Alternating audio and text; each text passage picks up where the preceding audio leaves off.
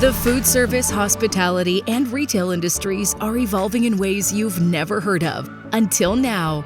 Hosted by global industry technovator Rob Grimes and powered by the IFBTA, Techbytes is your go-to podcast, putting technology innovation and trends on the menu.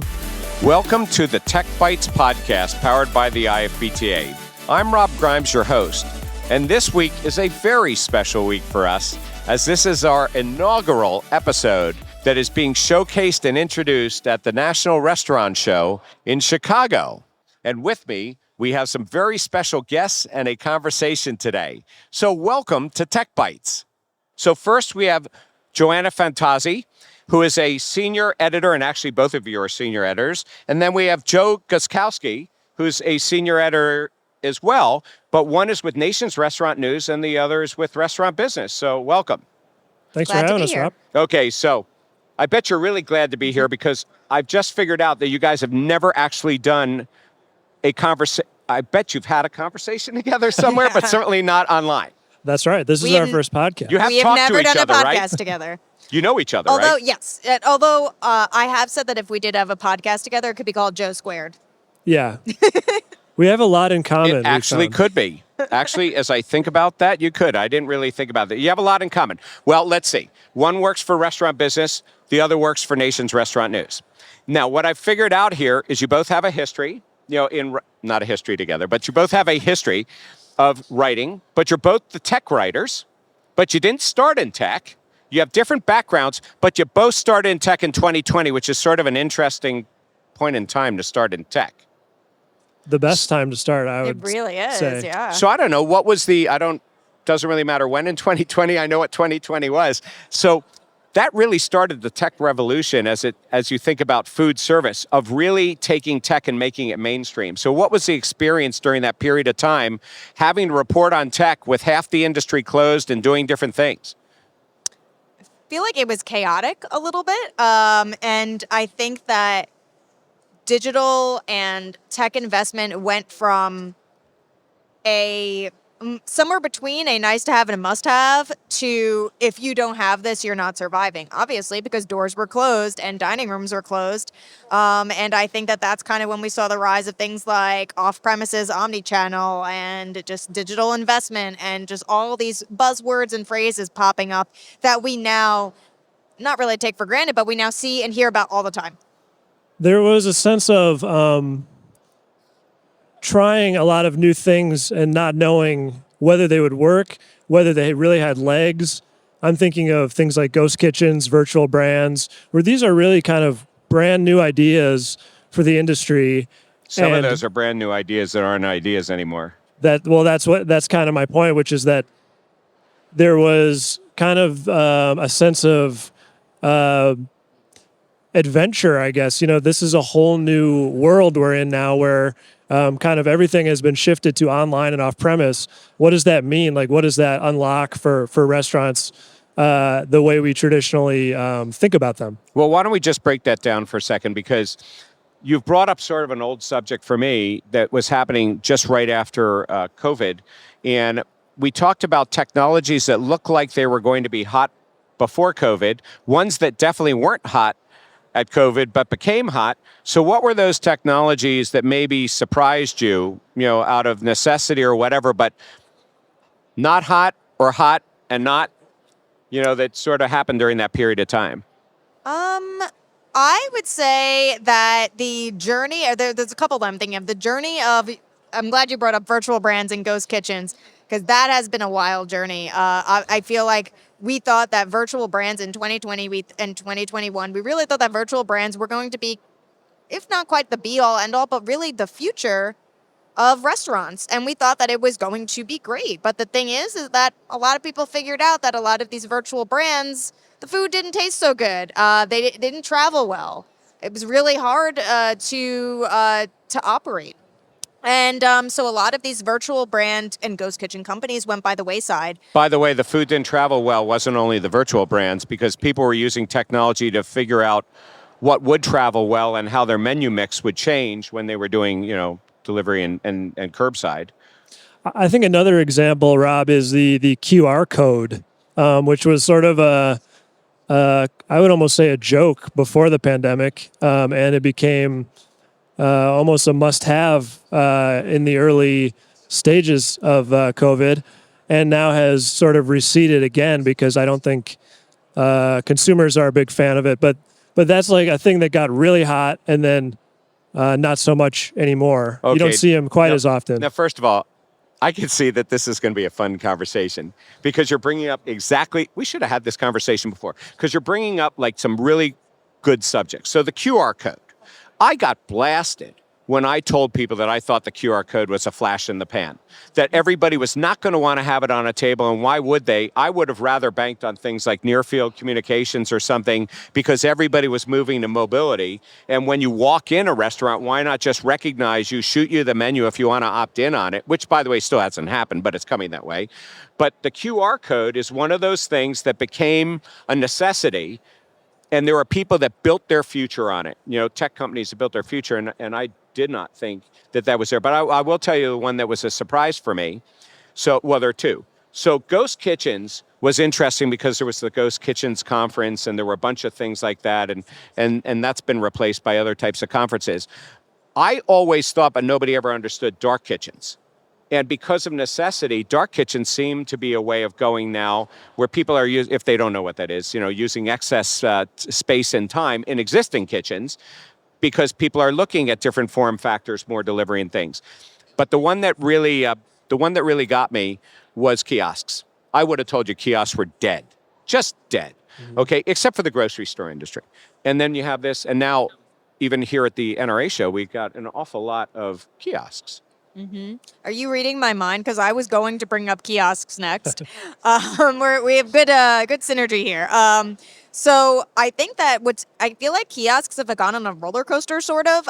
It felt like they were big for a while, and then I was kind of thinking that they would kind of be a thing of the past as we moved more toward cloud-based systems, less hardware, more software, less hardware. And now I feel like a lot of operators are really into introducing kiosks again. And I don't know if you knew this, but here at the show, there is a whole kiosk pavilion. I saw that, and there's a kiosk association as well, because I work with the National Retail Federation, and they focus obviously a lot on kiosks and self-service and micro markets and all those things. But so there is a pavilion here. I did not know that. I'll have to check that out. The interesting thing about kiosks is that they were something that sort of got killed during the pandemic because it was a touch screen. No one wanted to do that, and people weren't really going into restaurants. So their rise has been sort of the post-pandemic labor crisis, I think, is what's driving kiosks. But it is still a little surprising to see. I would agree. You know what's surprising about it is that kiosks cost a lot of money. Yeah, exactly. Have you ever gone over, because obviously we're not operators, but if you ever ask them how much it costs, it's insane. It's insane how much kiosks cost, and so you would think that they would prefer to just be all in the cloud and have everything on the phone. Well, the real question here. So I did a presentation yesterday for about 200 Brazilians, and we were talking about this because somebody actually brought up the word cell phone. And they said, so what do you think about cell phone apps? I said, how about we not talk about the cell phone as the device, because I can't tell you where it's going to be. I can't actually define for you what a kiosk is and what a kiosk isn't. Because to me, once you're doing online ordering of any sort, whether it's on table-side ordering, on some of what they might call a table kiosk, right? Whether it's a stand-up stand, whether it's a little tablet that's there, whether it's your phone, to me, the application itself is actually all the same. Or whether, by the way, the kiosk is sitting in your car, which, eventually it's probably going to do that. So it's not so much about the physical device as much as it is about the application. And that's where the online ordering and things came in. It's a good point. It does feel like the kiosk that sits in the lobby on a stand is almost like a half measure towards what you two just said, doing it on your phone somehow. And by the way, half the people, and I wouldn't be surprised here at the show if I went to some of the booths, I had the ability to take a tablet if I wanted to and put it on a music stand and say, you are a kiosk. Yes. Yeah. So I don't know exactly what a kiosk is. But the idea of customer self-ordering is certainly there. By the way, while we're at it, we might as well talk about voice. And because kiosks with voice, because you brought up the idea of contact and contactless here, but voice and I'm going to avoid the other half of what I was about to say. But voice, certainly be used at the drive-through and being used as a entry method. Also can be on a kiosk. It doesn't have to be touch. Sure. All of this kind of, it's hard to differentiate between a lot of these technologies, and I think that's where the word is overused, but the omni-channel word, I think that it's appropriate because all of these technologies kind of blur and touch and kind of touch upon each other, and I think that when you bring up voice AI is obviously you huge. used the other Sorry, half. we're gonna get there. Am I gonna get slimed now? You'll be all right. You might get slimed. That's a great idea. Let me look up. We got a high ceiling. We could do that. But that was the secret buzzword. You weren't supposed to say the secret word. No, we'll get there. I think that that voice AI it's obviously all anyone could talk about for a while. There are so many of these companies out there, probably at the show as well. But at the same time, the technology isn't perfect. And some of them are shaking out now. Yeah. And by the way, if you're going to couple something like voice, you're going to probably couple in their language translation as well and a number of other things. It's not just a single. By the way, the word omnichannel, I have no issue with using that word.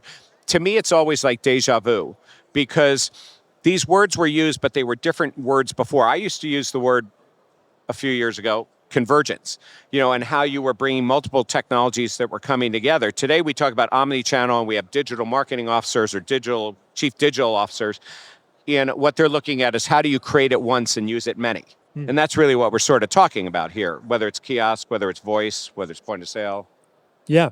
So much of this stuff is just semantics, which is always funny to me. As a English major, I didn't think I'd be getting so deep into, the meanings of words as a restaurant reporter, but sometimes it does come down to that. I mean, going back to ghost kitchens a little bit, there's a whole debate over what ghost kitchen means now, because of all the different formats dark there are. Cloud, ghost kitchen, dark cloud. Yeah. But nobody knows. And I guess we could all look. You guys are the voice of the industry, right? So it seems to me that there should be a project undertaken to actually come up with clear definitions. I deal with this all the time. We can have a conversation about AI, but I don't know that anybody actually knows what it is, right? And you have different companies that are using the platform, whether it's Meta or Google or AWS or whatever. They're all defining it actually differently. I don't know if you get 3 people in the room, you get the same thing. But I will tell you what I deal with all the time. I deal with how do you define small to medium enterprise? What is an enterprise? What's mid-tier? I've had people tell me enterprise is 15 or more units, and then so there's a whole set of definitions that should be used in this industry because as you look at technology, you need to define the market and what they're doing. Yeah. I think it's that is a good point because this actually something that I came upon last year at the show, which is that a lot of these companies will use the word AI and they don't know what it means, and it's oftentimes what they mean is machine learning. And they'll say, "Oh, our company does AI," and what they mean is machine learning. And it is tough to define it. Like you said, the semantics of the different words. I feel like there's a lot of blurred lines between it. By the way, another thing that we have in common: both English majors. Oh, wow! I'm not an English major, okay, but thank God for spell check and grammar check and every other kind of check out there. Right. Okay, so look, let's just sort of shift a little bit and talk about the show. Now, we're just starting the show, and this is intentional that we're all getting together here. So, I would like to know from both of you, and I don't know how much homework you did, okay? But what were your expectations in the way of technology and innovation before coming to the show? What do you think you are going to see here? And I'm going to guess that you don't have the complete list. Maybe you've done all your homework, you already know, but what was your expectation of what's going to be new in technology and innovation? Do you want to? I'll go first. You want to compare notes?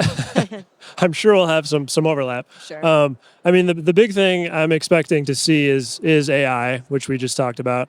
I mean, I think it's the hottest technology to the point that it's become somewhat of a buzzword.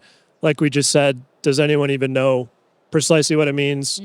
But I think it has such an appeal and almost a mystique for restaurants who are looking for, an easy way to simplify things, simplify their operations. And, AI theoretically can do so much. I mean, it can work in the drive-through. It can work in the back of house. It can do your inventory. It can do your payroll, theoretically. Are you actually thinking, I don't want to go down the AI rabbit hole yet. We will. We're going to have to. But just really quick. So the number one thing is you expected to see a lot of AI here. Do you actually expect to see AI here out in front of you, or do you expect to see the booths all saying they have some sort of AI application and how it's working? The second thing. I think it's every big tech company here wants to say we're using AI in some way. Not to run the whole company, but we have an AI tool for setting your prices or an AI tool for scheduling. Okay, and so after you've researched AI here, you can go home?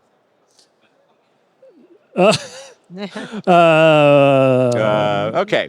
Well, There's more. Yeah. J2, squared. You're not square, but go ahead. You want to be slime, but it's all right. So what did you sort of expect, or what are you coming here to look for that you think would be new and interesting to write about? Oh, I don't know necessarily if it's entirely new, but what I would guarantee that at least, I would say 90 to 95%, if I was a betting person, I would say 95% of tech vendors here will all have this in common. They will all be talking about data. And I think that I keep what we keep hearing, and it's a little bit of a cliched phrase, but data is king.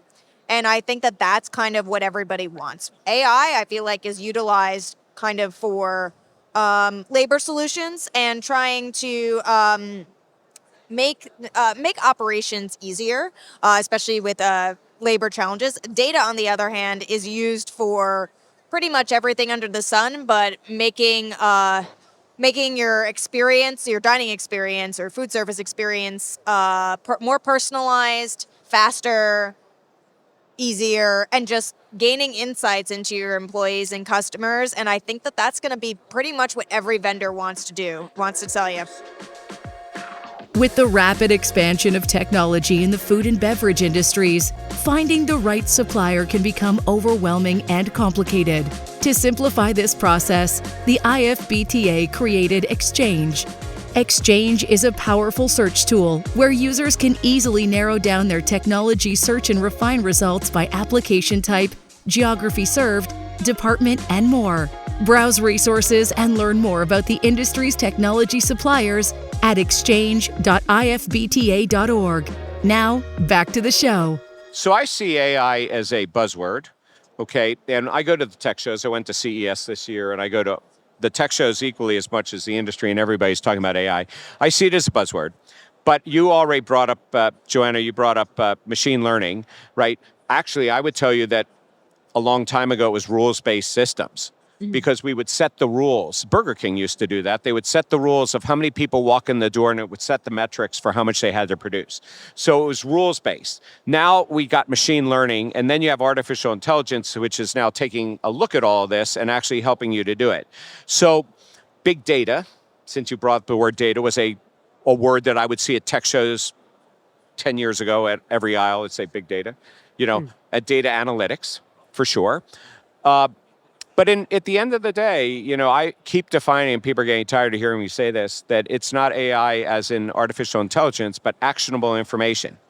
And there's so much data that's collected, and I know that you used an example of a one specific type, but I can't imagine, not just labor, that there's anybody here. It's all about the data, isn't it? Data. If we're talking about AI. AI needs data to make decisions. So the data fuels the AI. The thing about data is to make decisions or recommend decisions. Well, in some cases, it will be making its own decisions. I guess it depends on the application. And that's what scares people. Sure. But they ought to look at it as opportunities, not as something to... I'm told that we don't have to worry about AI voice bots in the drive-thru becoming sentient yet. I'm told there are guardrails. You did say the word yet. I'm told there are guardrails, yes. But to get back to the data question, I think the issue with restaurants is restaurant operators are not data scientists. So they not only need a lot of data, they also need ways to visualize it and understand it. And I think that's partially where AI can come in. but that doesn't all need to be automated. It just needs to be presented in a way that Right. restaurants can understand. Well, let's cover a couple of other things. So there's, you've mentioned kiosks already, so I think we're okay on that, although we're going to see kiosks here probably in multiple different shapes and forms. You know, robotics was pretty big here a few years ago. Every small show I went to, it seemed like the robots were taking up big space. I think there's 2 or 3 here, not a ton. I don't see any of the robotics back of the house unless you go over the kitchen equipment side. So what's your thought on robotics? I 100% agree with you here. I think that robotics still has a place, I think, within the restaurant industry. But I was at, and I will never forget this conversation that I had with somebody, or actually, sorry, it was a conversation I overheard at NAFM 2 years ago. And I heard multiple people having the same conversation, which is, this thing is really cool. It was the robot that makes you drinks, really big robot that makes you drinks. And they were like, this thing is really cool, but it takes up so much space. It's incredibly expensive. And it looks cool, but is it really useful for me? And that's what I feel like I hear a lot of operators talk about, is that it's very costly to invest in a lot of these robots. And it might look cool, or it might be great for a press release, or it might get you some media attention.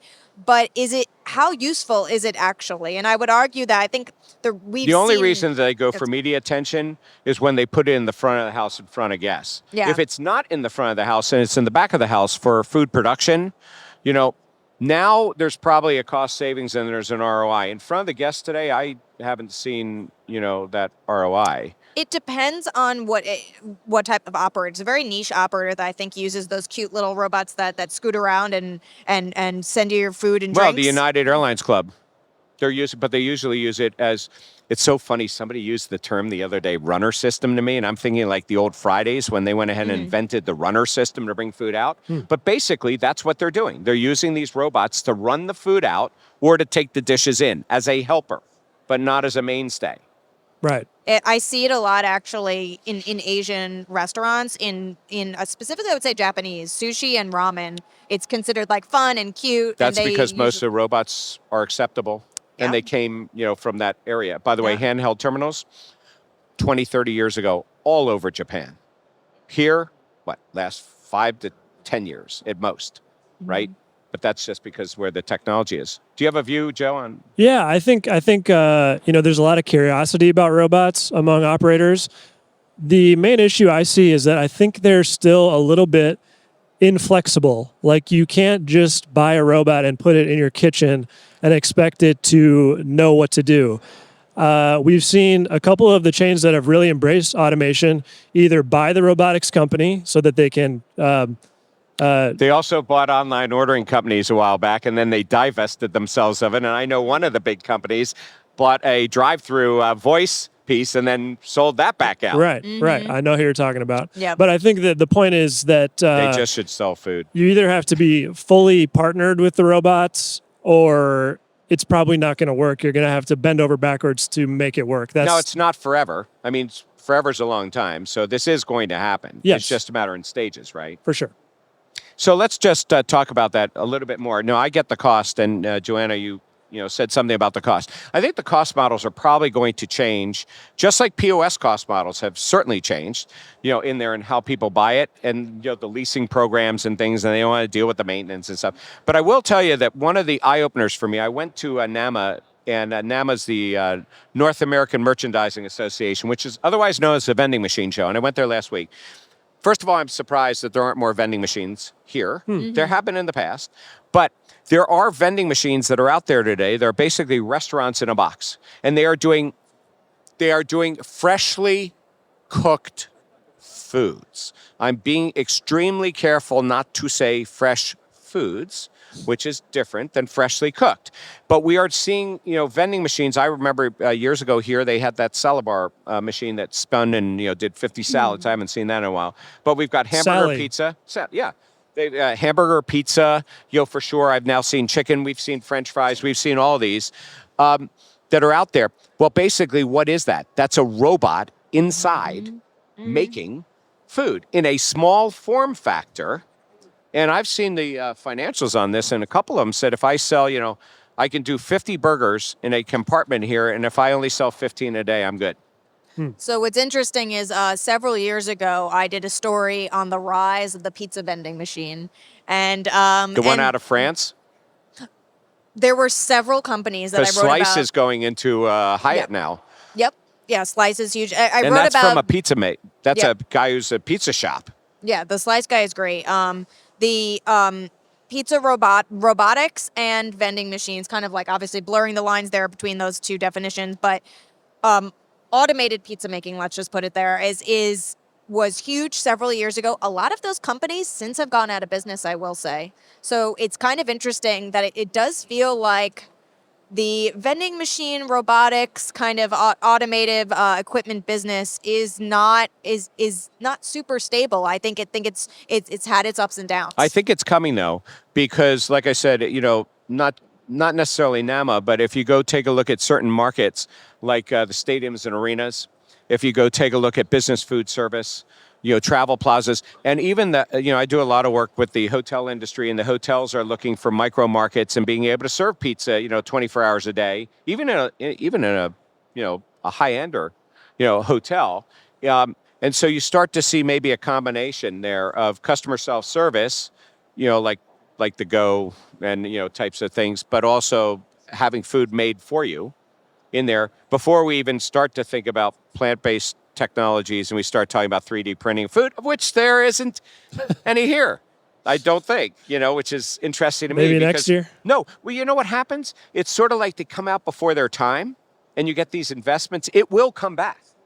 It'll come back, just like plant-based, is now big, right? I feel like I've seen 3D printed food here before. Maybe not. I mean, There I was. haven't. Yeah. Absolutely. But what was it? Mainly desserts. You can do a 3D printing of a steak now. And, I envision a world where with sustainability, we're going to have, either sous vide cooking in vending, which that's why I say freshly made, but we know sous vide can go 2 years and still taste fresh, right? So, or we will have 3D printing of food made up by insects, algae, mushrooms, because those are main components that you can do plant-based or I don't know. Somehow I have this picture of that red box when they were still selling DVD movies and they wanted to put it out at different places and it would burn the disc right there in front of you and give it to you. The Really? movie on demand. Yeah, that's how it. I don't think I realized that's how Redbox works. It was in the past. Okay. How it did when they were putting them outside of McDonald's and 7-Eleven. I had no idea. That you could burn a disc, right? Well, I almost get this idea that you have these 4 components that are there that can make any food, right? And someday it's going to make food on demand. Okay, so that's trademarked. We can't use that one right now, but they're going to make food on demand for the customer, and it's going to be made out of these components that are just in compartments that put it all together. Before we even get into biofood. By the way, my definition of technology, and I'm going to throw this over in a second to somebody. There's only 3 of us here, so it'll be not me. But, food tech is technology. That's right. And we probably don't focus on that enough. But I mean, what you're describing would be certainly pretty futuristic. You're talking about 3D printing food in a vending machine, or just having... I don't know what's your definition of futuristic. Being able to have any meal you want from a vending No, machine. how many years? From now? Yeah. 50. Really? Wow. Do you have a definition of the future? Oh my goodness, I don't know. For that product specifically, I feel like, yeah, I think that it feels like Jetsons technology. But then again, the Jetsons did video calling, so They were way ahead of us. so Okay. they did that already. So first of all, I'm going to point out that we need to do this very often. So I did a keynote a couple of years ago, which Restaurant Business was kind enough to do a headline and said that I talked about sex with robots. Peter did that. I could have killed them. I talked to my wife about that the next day. She goes, it got posted everywhere. And it's like, is that what you want to be known for? And I've traveled the world and people said, I looked you up. You spoke about sex with robots. It was 20 seconds in a conversation that Peter at Restaurant Business decided to write about. I guess you guys in the publishing world have to find... Got to get those catchy clicks. we could beat him up for you if you want. No, I'm just No, kidding. I'm just kidding, no, Peter. No, he's a great guy. I'm just kidding, Peter. He's a great guy. So anyway, But we were talking about how long the future was. But that presentation was actually about the year 2050, 30 years out. And how do you get there? And by the way, look up that presentation. It started with talking about the Jetsons because it was developed in 1962, 1963. But George Jetson was born on July 31st of 2022. And the series took place in 2062. And so when you look at all the technologies that are out there that the Jetsons came up with, and they didn't have some food expert, they didn't have a technology expert, they just had somebody in their mind's eye who came up with something, right? So it's so funny that you bring that up.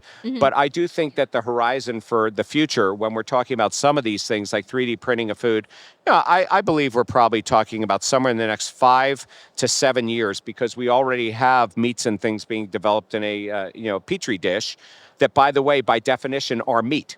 Whereas the Meat Council is fighting people like the cattle ranchers are fighting the groups that are doing plant-based because they're calling it meat, and it's not. The cell structure is different, right? So that is tech. So Joanna, I'm going to just put you on the plate here.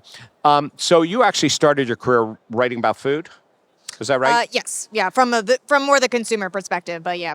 Right. But did you ever cross into food technology itself?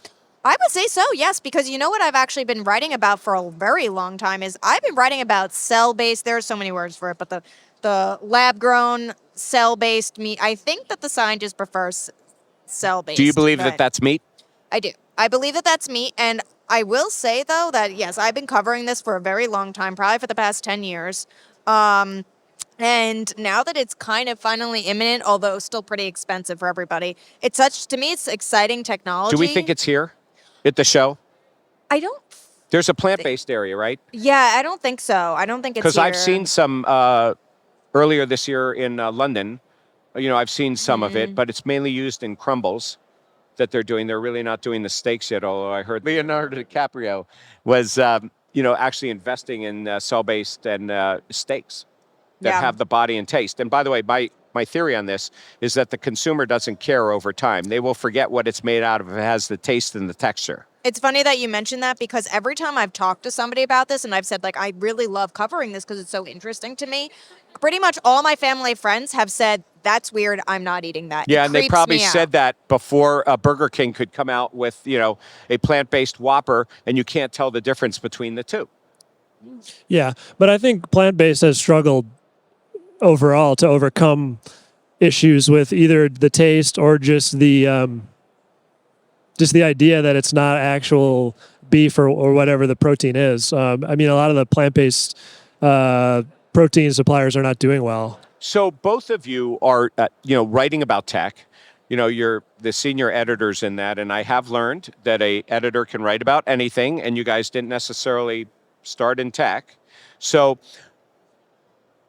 are you covering as technology things like plant-based, things like equipment that's not the tech that's sitting where we are right now in the tech pavilion here, but the tech that's over in the kitchen area? Are you covering, is all of that in your purview as a tech editor? I would say the food tech you're talking about would probably fall under our menu beat. That's just how we have it set up at Restaurant Business. So my colleague Pat Kobe would be covering that kind of stuff. As far as equipment, I do feel like that's something we could do more of. I do not really write about equipment unless it's automated or straight up considered technology, so. Is that the same for you? I would say pretty much the same. I think that I've done a little bit of coverage of equipment. It is interesting because sometimes it's hard to tell it feels like the lines are a little bit blurred between what is considered. I like that you say if it's considered technology. I don't know. What is the definition? What kind of equipment would be considered technology? What's the definition of a kiosk or point of sale or whatever it is, right? But yeah, I would say that for the most part, when it comes to plant-based food, plant-based proteins, that would be that would fall under the purview of NRN's menu editor, Brett Thorne. Well, in exploring things for the IFBTA, I've learned and I've seen every kind of association possible out there. There is a food technology association, but it's food technologists, right? One of these days, I've been telling myself, go to their conference, see what they're doing, because what are we doing? Omni-channel and convergence, right? that is going to converge. So if you're going to go ahead and, Joe, if you're going to cover equipment here, and you've got somebody who's covering, is it the food beat? What do we call this? Menu, food. Menu, food beat. Okay. Menu beat. Menu and food. Okay. Menu. So as soon as you start covering equipment that's actually producing and cooking the food, and they have to cover the food, and you're starting to talk about cooking times or whatever you're doing, you're really crossing over. There's overlap. There's always overlap. I mean, going back to virtual brands, do we cover that as a restaurant brand or do we cover that as technology? Yeah. You know, I had the same problem because some of the people our members are two types. We have members that are suppliers. We have members that are operators. And we have consultants, but we consider them suppliers.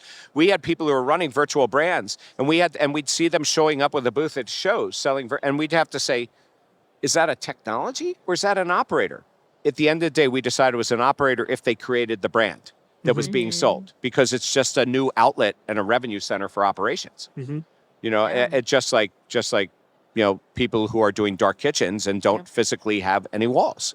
Yeah, and for a lot of these virtual brand companies that were having trouble and were sold off or kind of collapsed altogether, a lot of their issues were the fact that they would focus on the technology first and foremost, and then the food got backburnered. So it was sort of like the food was sort of an excuse or a means to show off the technology, and that is, I mean, you can't eat technology. Well, look, I guess you can. You can. And at one point, they were talking about putting chips in the food, to judge your health system, and that could happen, right? I could see that. Wow. So, with just a minute or two left here, there's going to be a second half of the year. We know a lot of people come to the National Restaurant Show to sort of get some ideas for what they're going to do going forward. And of course, the show is limited, or they are limited by the ideas that are here, because there are a lot of ideas that aren't. And even today, I've met people walking around who are just checking out the show that are startups. So for the second half of the year, what do you think, are going to be the key technologies for the second half of the year that people are going to invest in, or they're going to be looking at that they need to put in their budgets for next year, whether you're big or small? What are people telling you?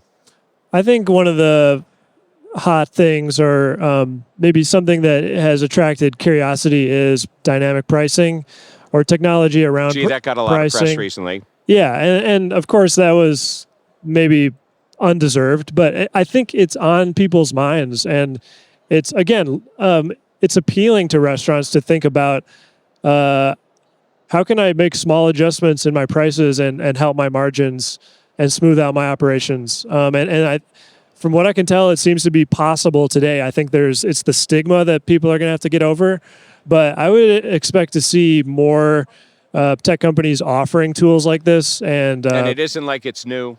The airline industry, the hotel industry, dynamic pricing. However, where the industry seemed to focus before on back office systems to do labor and cost control, of food cost control especially, and then the right menu mixes, dynamic pricing is something that they weren't taking into account.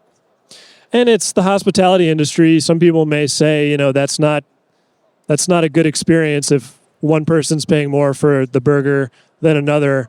But I mean, it's to me, it's the reality of the business, and if it's possible to do in small increments, I say why not? Okay. I think piggybacking off of that, I love the dynamic pricing answer.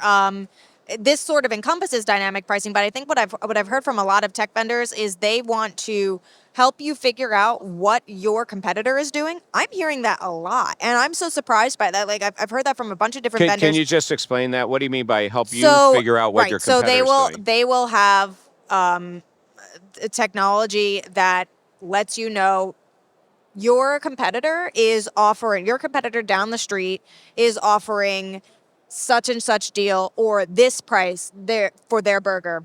So that utilizes also dynamic pricing and the hotels do that today. They scrape the hotel rates. They know the occupancy rates, and they tell you what you need to do in your sector, right? Well, as we know, restaurants are always a little bit behind. Right, but you know what? They don't have to participate in it. There was this concern that the credit card companies or people like that were going to share data.